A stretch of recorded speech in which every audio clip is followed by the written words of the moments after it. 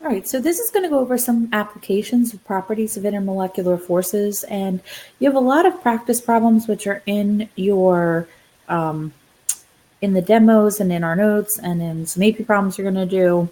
But these were a few that I thought that were really important to analyze, just to sort of start to see how we answer these questions.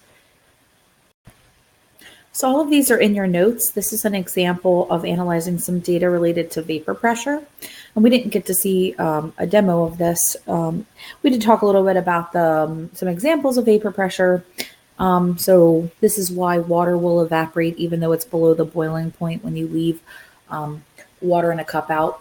But when you come back, water in a plastic bottle that's sealed will not have all turned to gas because as the water evaporates inside of the plastic container and turn to a gas, it will basically build up pressure. And as soon as that pressure reaches the vapor pressure, then it's at an equilibrium system and it will stop evaporating. In an open cup, it can never reach the vapor pressure because as the gases escape, it doesn't build up pressure because it goes out into the atmosphere.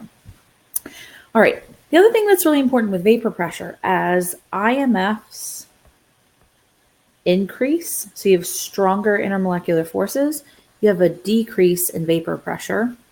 And this is the only property of the standard ones where they're inversely proportional, where they aren't going to be the same. With boiling point, melting point, surface tension, and viscosity, all of those, as the IMF goes up, all of those properties will also go up. They increase together. So if we look here, if we're looking at the alkanes, we're going to compare between these three. These are our alkanes, our CH groups. And what we notice is the vapor pressure is decreasing. So that would be what we should notice here is it's a decrease, right? All right, well, let's look at what's happening over here at the molecule. So as you go down here, we notice that all of these are CHs, which means they are all non-polar. And if these are non-polar molecules, that means that the only thing that all three of these will have is London dispersion forces. How do London dispersion forces get bigger? They get bigger as the molecule has more mass, because we say that if it has more mass, it's more, you need to know this term, polarizable. Okay. Okay, so as we go down, we would expect, okay, London dispersion forces are increasing. LDF is increasing because the molecule is getting bigger. So we should see a decreasing in vapor pressure. Okay. Why does water have a lower vapor pressure than hexane? So now we're coming back, and I'm going to delete this here. Okay. Oops.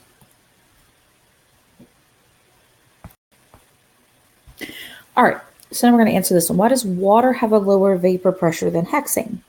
Well, we know that water has H bonding, IMF, which is generally going to be stronger than most London dispersion, and definitely stronger than the London dispersion at a similar size. And so the vapor pressure for this is lower because it has a stronger IMF.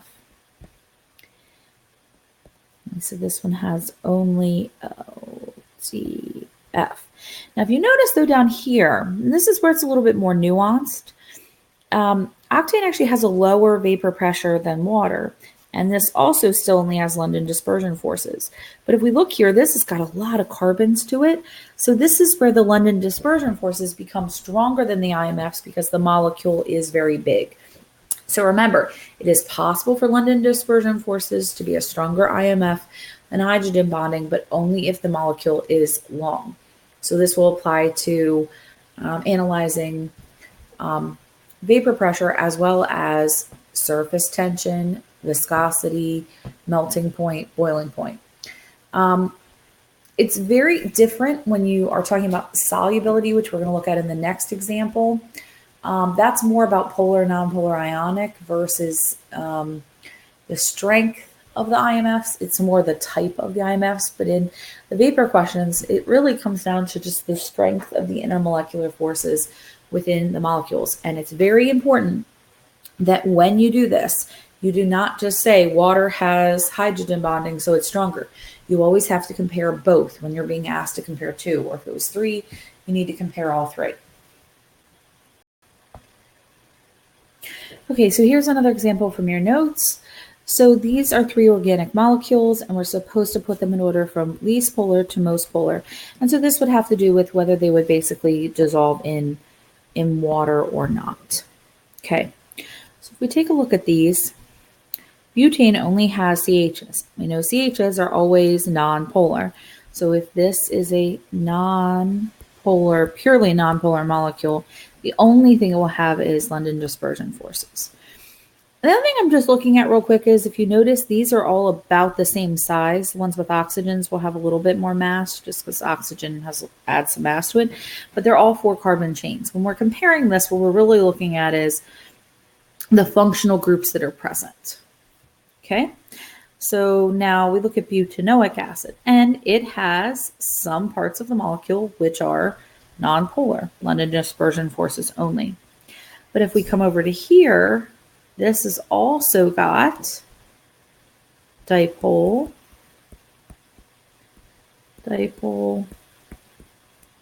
and so it has LDF over here, London dispersion forces, and we remember everything has London dispersion forces. And then it also has hydrogen bonding. Okay, so let's take a look at the last one down here, butanal. So butanal has dipole, but it does not have hydrogen bonding because there's no hydrogens directly attached to the oxygen. So since these are about the same size, so their London dispersion forces will be equal. So there's London dispersion forces in all three of these. The one that is going to be the most polar is going to be butanoic acid because it has dipole, and hydrogen bonding.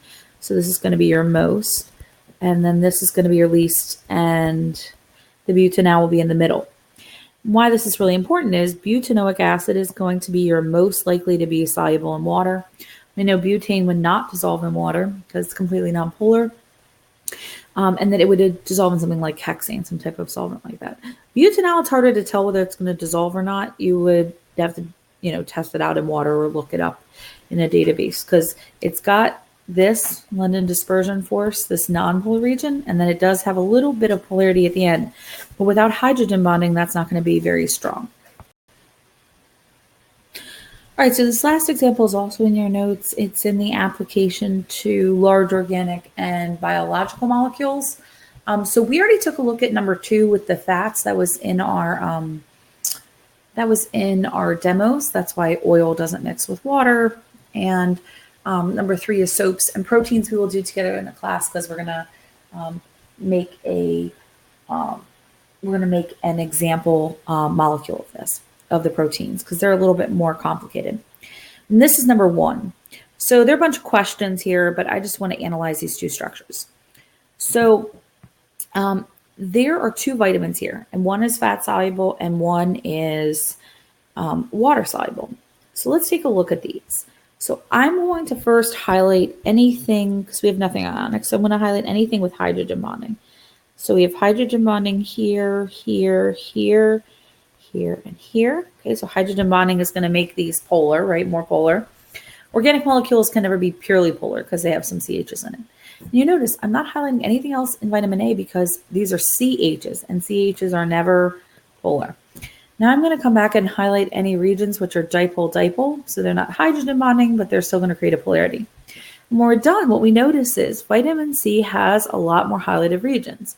So this is going to be the more polar vitamin. Well, if it's more polar, that means it's more likely going to dissolve into, if we know one dissolves into water, then this is the more likely one that's going to dissolve into water because it's going to have hydrogen bonding that's going to interact with water, and also these oxygens are going to create a polarity. This one over here is going to be more nonpolar. because we only have one hydrogen bonding region and a very large molecule here, all that's non-polar. Okay. So again, we talk about solubility, we're talking polar, non-polar, ionic. We can talk about the fact that this has London dispersion forces and things like that, but it's not really the strength of the IMF. It's more about the type of the molecule and the type of the IMF. So this is going to be more non-polar. So this is going to be your fat soluble. And why this is so important is with vitamins, because vitamins which are polar, you have to take frequently, like every day. It needs to be in your diet because if it's going to dissolve, then as you process water, basically you urinate it out, those vitamins are going to wash away with you. Fat soluble vitamins, on the other hand, can be stored in the cells of your body, in the fat cells, and they then can be processed for later use. But you do have to be careful not to take in too much of these because they're stored. You could possibly overdose on them. Not overdose in the sense that we think of like people intentionally, taking too much. But some people take these as supplements, and they'll take a multivitamin. It'll have vitamin, A or whatever it is in it. And then they'll take a separate vitamin A supplement, and then they'll have some food that has a bunch of it in it. And so it is possible that that can actually build up and it can cause issues because it's a fine balance between too much of vitamins and just the right amount, too little on the other side. Okay, so these are some properties, and you have plenty of additional practice that's in your notes and also in your review sheet coming up. These are the most important types of questions that you will be asked is to apply the properties of these IMFs.